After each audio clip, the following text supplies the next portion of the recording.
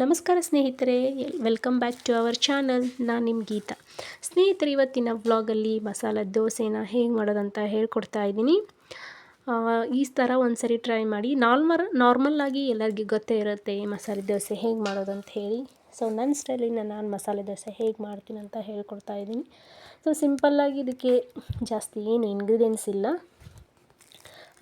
ಮೇನಾಗಿ ರೇಷನ್ ಅಕ್ಕಿ ತೊಗೊಂಡಿದ್ದೀನಿ. ರೇಷನ್ ಅಕ್ಕಿ ಮತ್ತು ಅದಕ್ಕೆ ಸ್ವಲ್ಪ ಸಾಬುದಾನಿ ಅಕ್ಕಿ, ನಾರ್ಮಲಾಗಿ ಉದ್ದಿನಬೇಳೆ, ಸ್ವಲ್ಪ ಕಡಲೆಬೇಳೆ, ಸ್ವಲ್ಪ ಮೆಂತ್ಯ, ಇಷ್ಟನ್ನು ಹಾಕಿ ಯಾವ ಹದದಲ್ಲಿ ಹಾಕಿದ್ರೆ ಸೊ ಮಸಾಲೆ ದೋಸೆ ಹೋಟೆಲ್ ಸ್ಟೈಲಲ್ಲಿ ರುಚಿಯಷ್ಟೇ ಬರುತ್ತೆ.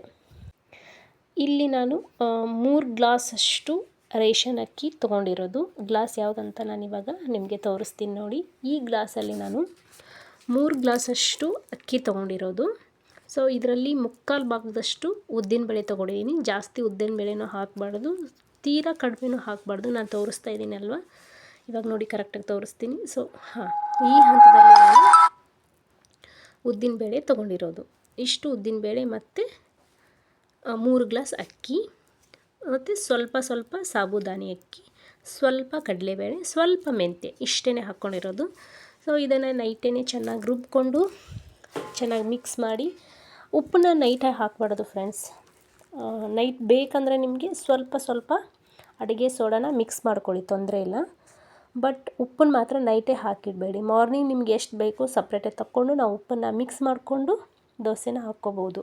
ಎಲ್ಲದಕ್ಕೂ ಉಪ್ಪು ಮತ್ತು ಆಮೇಲೆ ಸೋಡಾ ಎಲ್ಲನೂ ಮಿಕ್ಸ್ ಮಾಡಿ ಇಟ್ಬಿಟ್ರೆ ನಾವು ಏನಾದರೂ ದೋಸೆ ಬ್ಯಾಟರ್ ಉಳಿದ್ರೂ ಫ್ರಿಜ್ಜಲ್ಲಿ ಇಟ್ರೂ ಹುಳಿ ಬಂದುಬಿಡುತ್ತೆ, ಜಾಸ್ತಿ ಹುಳಿ ಬಂದುಬಿಡುತ್ತೆ. ಅದಕ್ಕೆ ಸೊ ನೈಟ್ ಹೊತ್ತು ಮಾತ್ರ ಉಪ್ಪು ಹಾಕಬೇಡಿ, ಮಾರ್ನಿಂಗ್ ಹಾಕ್ಕೊಳ್ಳಿ ನಿಮಗೆ ಎಷ್ಟು ಬೇಕು ನೋಡಿ.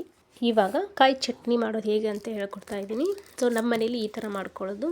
ಫಸ್ಟ್ಗೆ ಕೊಬ್ಬರಿನ ಚಿಕ್ಕ ಪೀಸ್ನ ಮಾಡಿಕೊಂಡು ಸ್ವಲ್ಪ 5ರಿಂದ 6 ಮೆಣಸಿನ್ಕಾಯಿ, ಹಸಿರು ಮೆಣಸಿನ್ಕಾಯಿ, ಸ್ವಲ್ಪನೇ ಪುಟಾಣಿ, ಒಂದು ಸ್ವಲ್ಪನೇ ಕಡಲೆಬೀಜ ಅಂದರೆ ಶೇಂಗಾ, ಸ್ವಲ್ಪ ಹುಣಸೆ ಹಣ್ಣು, ಒಂದು ಸ್ವಲ್ಪ ಜೀರಿಗೆ, ಅರ್ಧ ಟೇಬಲ್ ಸ್ಪೂನಷ್ಟು ಜೀರಿಗೆ ಹಾಕ್ಕೊಳ್ಳಿ. ಒಂದು ಸ್ವಲ್ಪ ರುಚಿಗೆ ತಕ್ಕಷ್ಟು ಉಪ್ಪು ಹಾಕ್ಕೊಂಡು ಕೊತ್ತಂಬರಿನೂ ಮಿಕ್ಸ್ ಮಾಡ್ಕೊಳ್ಳಿ. ಕೊತ್ತಂಬರಿ ಕ್ಲಿಪ್ ಮಿಸ್ ಆಗಿದೆ, ನಾನು ರುಬ್ಬವಾಗ ಹಾಕಿದ್ದೆ ಕೊತ್ತಂಬರಿನ. ಸೊ ಕೊತ್ತಂಬರಿ ಹಾಕಿ ಚೆನ್ನಾಗಿ ಫೈನ್ ಪೇಸ್ಟ್ ಥರ ಮಾಡ್ಕೋಬೇಡಿ, ಸ್ವಲ್ಪ ತರತರಿ ಆಗಲಿ, ಚಟ್ನಿ ತಿನ್ನೋದಕ್ಕೆ ರುಚಿ ಇರುತ್ತೆ. ಚಟ್ನಿಗೂ ರೆಡಿ ಆಯಿತು. ಈ ಕಡೆ ನಾನು ಆಲೂಗಡ್ಡೆನ ಬೇಯಿಸ್ಲಿಕ್ಕೆ ಇಡ್ತಾಯಿದ್ದೀನಿ ಫ್ರೆಂಡ್ಸ್. ಆಲೂಗಡ್ಡೆನ ಚಿಕ್ಕ ಪೀಸ್ಗಳನ್ನಾಗಿ ಮಾಡ್ಕೊಬೇಡಿ ಫ್ರೆಂಡ್ಸ್, ಚೆನ್ನಾಗಿ ಬರಲ್ಲ, ಅಷ್ಟು ಚೆನ್ನಾಗಿ ಟೇಸ್ಟ್ ಕೊಡಲ್ಲ. ಹೋಟೆಲ್ ರೀತಿಯಲ್ಲಿ ಯಾವ ರೀತಿ ಸಿಂಪಲ್ಲಾಗಿ ಕಡಿಮೆ ಇಂಗ್ರೀಡಿಯೆಂಟ್ಸಲ್ಲಿನೇ ಆಲೂಗಡ್ಡೆ ಪಲ್ಯನ ಯಾವ ರೀತಿ ಮಾಡ್ಕೊಳ್ತಾರೆ ಅಂತ ನಾನು ನಿಮಗೆ ಹೇಳ್ಕೊಡ್ತೀನಿ. ಇದೊಂದು ಸರಿ ಜಸ್ಟ್ ಟ್ರೈ ಮಾಡಿ ಫ್ರೆಂಡ್ಸ್, ತುಂಬಾ ಚೆನ್ನಾಗಿರುತ್ತೆ. ನಾವು ಆಲೂಗಡ್ಡೆನ ಏನು ಮಾಡ್ತಾರೆ, ಚಿಕ್ಕದಾಗಿ ಪೀಸ್ ಮಾಡಿ ಸೊ ಡೈರೆಕ್ಟಾಗಿ ಒಗ್ಗರಣೆ ಹಾಕ್ಬಿಡ್ತಾರೆ. ಸೊ ಆ ರೀತಿ ಮಾಡೋದ್ರಿಂದ ಖಂಡಿತವಾಗ್ಲೂ ಅಷ್ಟು ರುಚಿ ಬರಲ್ಲ. ಮಕ್ಳಿಗೇನು ತಿನ್ನೋದಕ್ಕೂ ಅಷ್ಟು ಸರಿ ಅನಿಸಲ್ಲ, ಆಲೂಗಡ್ಡೆ ಅಷ್ಟು ಬೆಂದಿರೋ ಥರ ಅನಿಸೋದೇ ಇಲ್ಲ. ಸೊ ನಾವು ಅದನ್ನು ಸ್ಮ್ಯಾಶ್ ಮಾಡಿ ಹಾಕಿದಾಗ ತುಂಬಾ ಟೇಸ್ಟ್ ಇರುತ್ತೆ, ತುಂಬ ಚೆನ್ನಾಗಾಗುತ್ತೆ, ಹೋಟೆಲ್ ರೀತಿಯೇ ಆಗುತ್ತೆ. ಸೊ ಅದಕ್ಕೆ ಏನೇನು ಹಾಕ್ತೀನಿ ಅಂತ ನಾನು ನಿಮಗೆ ಒಂದೊಂದಾಗಿ ತೋರಿಸ್ತೀನಿ. ಸೊ ಅದಕ್ಕೇ ಆಲೂಗಡ್ಡೆ ಪಲ್ಯಗೇ ನಾನು ಇವಾಗ 2ರಿಂದ 3 ಈರುಳ್ಳಿ ತೊಗೊಂಡಿದ್ದೀನಿ. ಸೊ 2 ಟೊಮೊಟೊ ತೊಗೊಂಡಿದ್ದೀನಿ ಆಲೂಗಡ್ಡೆ ಪಲ್ಯಗೆ. ಸೊ ಈ ಕಡೆ ಇದೂ ರೆಡಿ ಆಯಿತು.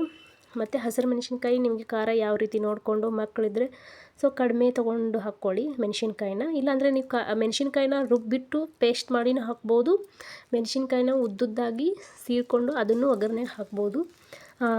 ಉದ್ದುದ್ದಾಗಿ ಸೀಳ್ಕೊಂಡು ಹಾಕಿದ್ರೆ ಸೊ ಸಪ್ರೇಟ್ ತೆಗೆದಿಟ್ಟು ತಿಂತಾರೆ ಮಕ್ಕಳು, ಏನು ತೊಂದರೆ ಏನಿಲ್ಲ. ಈ ಥರ ಅಷ್ಟನ್ನು ಬಿಡಿಸ್ಕೊಂಡು ಚೆನ್ನಾಗಿ ಸ್ಮ್ಯಾಶ್ ಮಾಡ್ಕೋಬೇಕು. ಚೆನ್ನಾಗಿ ಸ್ಮ್ಯಾಶ್ ಮಾಡಿಕೊಂಡು ನಾನಿಲ್ಲಿ ಒಗ್ಗರಣೆ ಹಾಕೋದನ್ನು ತೋರಿಸ್ತೀನಿ ಫ್ರೆಂಡ್ಸ್.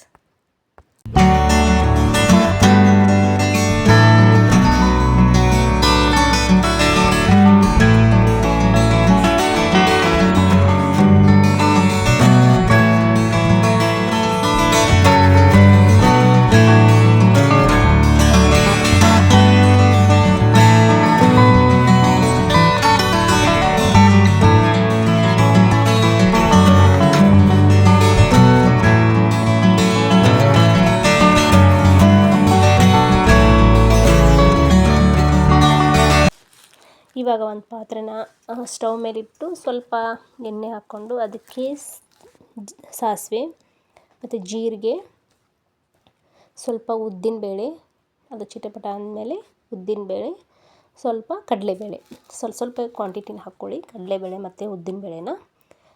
ಸೊ ಇದು ಹಾಕ್ಕೊಂಡಾದ್ಮೇಲೆ ಕರಿಬೇವನ್ನ ಸ್ವಲ್ಪ ಹಾಕ್ಕೊಳ್ಳಿ. ಕರಿಬೇವು ಆದಮೇಲೆ ಸ್ವಲ್ಪ ಚೆನ್ನಾಗಿ ಕಡಲೆಬೇಳೆ ಮತ್ತು ಉದ್ದಿನಬೇಳೆ ಸ್ವಲ್ಪ ಕಂದು ಬಣ್ಣ ಬರೋವರೆಗೂ ಫ್ರೈ ಮಾಡ್ಕೋಬೇಕು.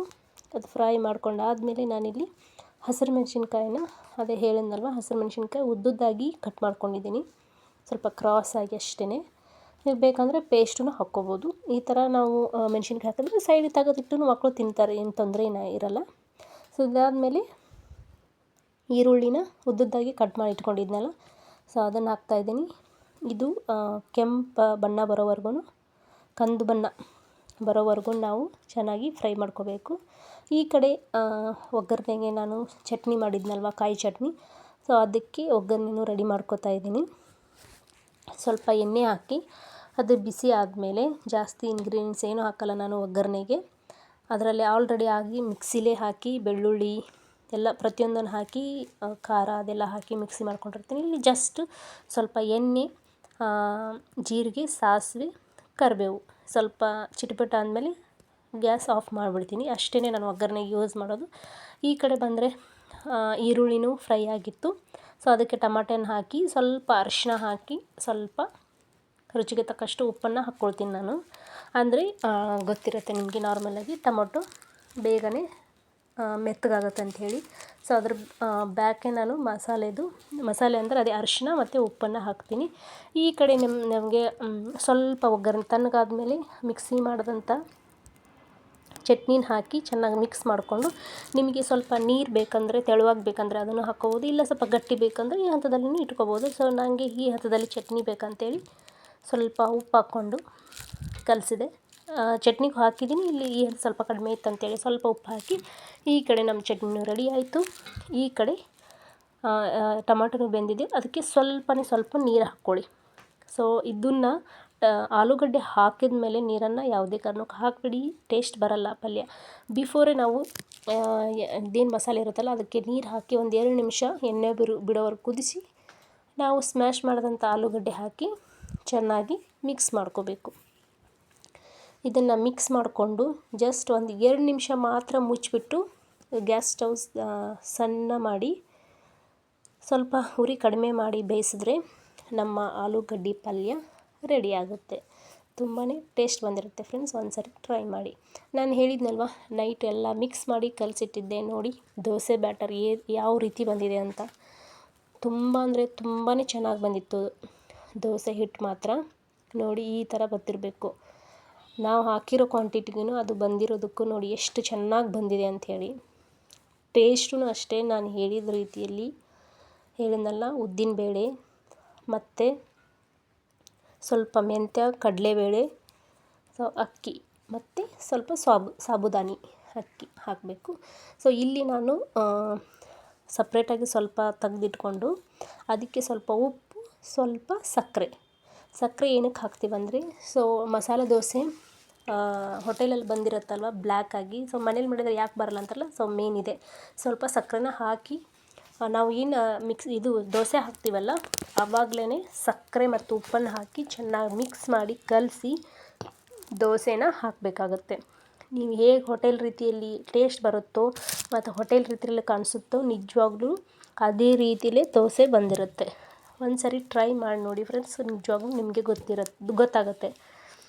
ಈಗ ದೋಸೆ ಹಾಕಿ ಸ್ವಲ್ಪ ಎಣ್ಣೆ ಹಾಕಿ ಒಂದು 2 ನಿಮಿಷ ಬಿಟ್ಟರೆ ನಮ್ಮ ದೋಸೆ ರೆಡಿ ಆಗಿಬಿಡುತ್ತೆ. ಅಷ್ಟಕ್ಕೂ ಒಂದೇ ಸರಿ ಉಪ್ಪು ಹಾಕಿ, ಸಕ್ಕರೆ ಹಾಕಿ, ಸೋಡಾ ಹಾಕಿ ಇಟ್ಕೊಳ್ಬೇಡಿ ಫ್ರೆಂಡ್ಸ್. ನಿಮ್ಗೆ ಎಷ್ಟು ಬೇಕೋ ಅಷ್ಟು ತಕ್ಕೊಂಡು ಅದಕ್ಕೆ ಸ್ವಲ್ಪ ಸಕ್ಕರೆ ಉಪ್ಪನ್ನು ಹಾಕಿ ಆ ಕ್ಷಣಕ್ಕೆ ಎಷ್ಟು ಅಂದರೆ ಬಿಸಿ ದೋಸೆ ತಿಂದ್ರೇ ಚೆನ್ನಾಗಿರುತ್ತೆ. ಮಾಡಿಟ್ಕೊಂಡು ತಿನ್ನೋದಕ್ಕೆ ಆಗೋದಿಲ್ಲ ದೋಸೆನ, ಆವಾಗಲೇ ತಿನ್ನಬೇಕಲ್ವ. ಎಷ್ಟು ಬೇಕು ಅಷ್ಟು ಹಿಟ್ಟನ್ನು ತಕ್ಕೊಂಡು ಅದಕ್ಕೆ ಸ್ವಲ್ಪ ಸಕ್ಕರೆ, ಸ್ವಲ್ಪ ಉಪ್ಪು ಹಾಕ್ಕೊಂಡು ಕಲಸಿ ನಾವು ದೋಸೆ ಹಾಕ್ಕೋಬೋದು. ಮಿಕ್ಕಿರೋದನ್ನು ನೀವು ಫ್ರಿಜ್ಜಲ್ಲಿ ಇಟ್ಕೊಂಡು 2 ದಿನ ಆದರೂ ಇಟ್ಕೊಂಡು ತಿನ್ಬೋದು, ಏನೂ ಪ್ರಾಬ್ಲಮ್ ಆಗಲ್ಲ, ಹುಳಿನೂ ಜಾಸ್ತಿ ಬರಲ್ಲ. ನಾವು ಉಪ್ಪು ಹಾಕಿರಲ್ಲಲ್ವ, ಸೊ ಜಾಸ್ತಿ ಹುಳಿ ಬಂದಿರಲ್ಲ. ಉಪ್ಪು ಮಾತ್ರ ಹಾಕ್ಕೊಂಡು ಸ್ಟೋರ್ ಮಾಡಿ ಇಟ್ಕೊಳ್ಳೋಕೆ ಹೋಗಬೇಡಿ. ದೋಸೆ ಮಾತ್ರ ಸಿಂಪಲ್ಲಾಗಿ ಎಷ್ಟು ಚೆನ್ನಾಗಿ ಬಂದಿತ್ತು ಅಂದರೆ, ನಾವು ಮಧ್ಯದಲ್ಲಿ ಇದಕ್ಕೆ ಆಲೂಗಡ್ಡೆ ಪಲ್ಯನ ಹಾಕ್ಕೊಂಡು ರೌಂಡ್ ಮಾಡಿಕೊಂಡು ಸರ್ವ್ ಮಾಡ್ಬೋದು. ಬೇಡ ಅಂದರೆ ನಾರ್ಮಲ್ಲಾಗಿ ನಾವು ಮನೇಲಿ ಹೇಗೆ ತಿಂತೀವೋ ಹಾಗೆ ಸ್ವಲ್ಪ ಎಣ್ಣೆ ಹಾಕಿ ಒಂದು ತಿರುವು ಹಾಕಿದ್ರೆ ಸೊ ನಮ್ಮ ದೋಸೆ ರೆಡಿ ಆಗುತ್ತೆ. ನಿಮಗೆ ಕಾಣಿಸ್ತಾ ಇರ್ಬೋದು ನೋಡಿ. ಸೊ ಮೇಲ್ಗಡೆ ಕಪ್ ಲೇಯರ್ ಥರ ಬಂದಿದೆಯಲ್ಲ, ಸೊ ಸಕ್ಕರೆ ಹಾಕಿದ್ರೆ ಈ ಥರ ಟೇಸ್ಟ್ ಬಂದಿರುತ್ತೆ ಮತ್ತು ನೋಡೋದಕ್ಕೂ ತುಂಬ ಚೆನ್ನಾಗಿರುತ್ತೆ, ತಿನ್ನೋದಕ್ಕೂ ತುಂಬ ರುಚಿಯಾಗಿರುತ್ತೆ. ಓಕೆ ಫ್ರೆಂಡ್ಸ್, ನೀವು ಒಂದ್ಸರಿ ಟ್ರೈ ಮಾಡಿ ಅಂತ ಹೇಳ್ತೀನಿ. ನೋಡಿ, ಆಲೂಗಡ್ಡೆ ಪಲ್ಯ ಮತ್ತು ಕಾಯಿ ಚಟ್ನಿ ದೋಸೆ ತುಂಬ ಅಂದರೆ ತುಂಬಾ ಚೆನ್ನಾಗಿ ಬಂದಿದೆ. ಸೇಮ್ ಹೋಟೆಲ್ ರೀತಿಲಿ ಟೇಸ್ಟ್ ಇದ್ದಿದ್ದು, ಮಧ್ಯ ಮುಟ್ಟಿದ್ರೆ ಕ್ರಿಸ್ಪಿ ಥರ ಬರುತ್ತಲ್ವ, ಸೊ ಅದೇ ರೀತಿಯೇ ಆಗಿತ್ತು. ಓಕೆ ಫ್ರೆಂಡ್ಸ್, ಈ ವ್ಲಾಗ್ ನಿಮಗೆ ಇಷ್ಟ ಆಗಿರುತ್ತೆ ಅಂದ್ಕೊಳ್ತೀನಿ. ಇಷ್ಟ ಆದರೆ ಪ್ಲೀಸ್ ಲೈಕ್ ಮಾಡಿ, ಸಬ್ಸ್ಕ್ರೈಬ್ ಮಾಡಿ, ಹಾಗೆ ಸಪೋರ್ಟ್ ಮಾಡಿ ಫ್ರೆಂಡ್ಸ್.